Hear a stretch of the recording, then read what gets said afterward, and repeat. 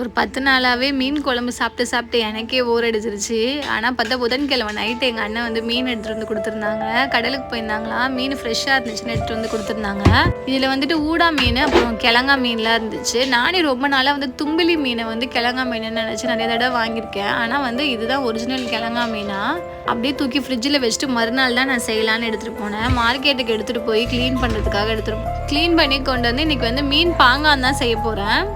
இந்த பாங்காங்கு வந்து நீங்கள் கொஞ்சமாக கடாயில் எண்ணெய் ஊற்றிட்டு ஒரு 10 காஞ்ச மிளகாவை நல்லா வந்து பொன்னிறமாக வறுத்து எடுத்துக்கோங்க. கருக விட்டுறாதீங்க. ஆனால் வந்து நல்லா முறுமுறுப்பாக வறுத்து எடுக்கணும். நம்ம இது எல்லாமே கையில் தான் பிணைய போகிறோம். அடுப்பில் வச்சு குக் பண்ணுற வேலையே கிடையாது. சிம்பிளாக செஞ்சிடலாம். ஆனால் டேஸ்ட் வந்து வேறு லெவலில் இருக்கும்.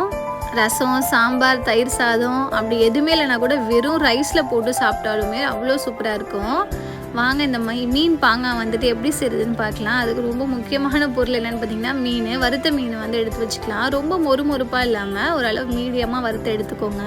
வறுத்து எடுத்த மீனை முள் இல்லாமல் இந்த மாதிரி பிச்சு எடுத்துக்கலாம். நான் வந்து இன்றைக்கி இந்த ஊடா மீனை வச்சு தான் செய்ய போகிறேன். மீன் இந்த மாதிரி பிச்சு எடுத்துக்கிட்டேன். வறுத்த காஞ்ச மிளகாவையும் எடுத்து வச்சுருக்கேன். அந்த காஞ்ச மிளகா வறுத்த எண்ணெயுமே நம்ம எடுத்து வச்சுருக்கலாம். ஒரு 2 மீடியம் சைஸ் வெங்காயத்தையுமே கட் பண்ணி வச்சுருக்கேன்.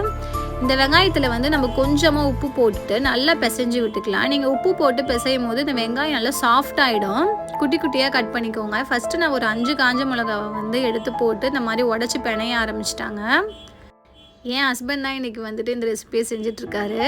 ரெண்டுத்தையுமே சேர்த்து நல்லா பிணைஞ்சதுக்கப்புறம் நீங்கள் முள் இல்லாமல் எடுத்து வச்சுருக்கீங்களா அந்த மீனையுமே சேர்த்துக்கலாம். சேர்த்துட்டு எல்லாத்தையுமே ஒன்று சேர்ந்து வர மாதிரி நம்ம நல்லா கையை போட்டு பிசைஞ்சு விட்டுக்கலாம். நீங்கள் வந்து மீன் மட்டும் முள் இல்லாமல் பார்த்து எடுத்து வச்சுக்கோங்க. இது நல்லா பிசைஞ்சதுக்கப்புறம் நம்ம வந்து காஞ்ச மிளகா வறுத்து வச்சுருந்தோம்ல அந்த எண்ணெயுமே இதில் ஆட் பண்ணிக்கலாம். நீங்கள் பச்சை எண்ணெய் ஆட் பண்ணக்கூடாது. இந்த மாதிரி சூடு பண்ண எண்ணெய் தான் நீங்கள் ஆட் பண்ணணும். சேர்த்துட்டு எல்லாமே நல்லா போட்டு பிசைஞ்சு விட்டுருக்கோங்க. ஒரு 1/2 லெமன் இருந்தால் கூட நீங்கள் புழிஞ்சிக்கலாம். அது ரொம்பவே சூப்பராக இருக்கும். என்கிட்ட லெமன் இன்றைக்கி இல்லை. நான் இன்றைக்கி ரசத்துக்காக தான் இந்த ரெசிபியை செஞ்சுருந்தேன். அதனால் ரசமும் கொஞ்சம் புளிப்பாக இருந்துச்சு. அதோட சேர்த்து சாப்பிடும்போது ரொம்பவே சூப்பராக இருக்கும். நான் வந்து ஃபஸ்ட்டு ஒரு உருண்டையை எடுத்து ரைஸில் வெறும் பிளெயின் ரைஸில் வச்சு தான் இன்றைக்கி கொஞ்சோண்டு சாப்பிட்டேன். நல்லா சுட சுட சாதத்தில் இந்த மீன் பாங்காவை போட்டு நீங்கள் பசஞ்சு சாப்பிடும்போது அவ்வளோ சூப்பராக இருக்கும்.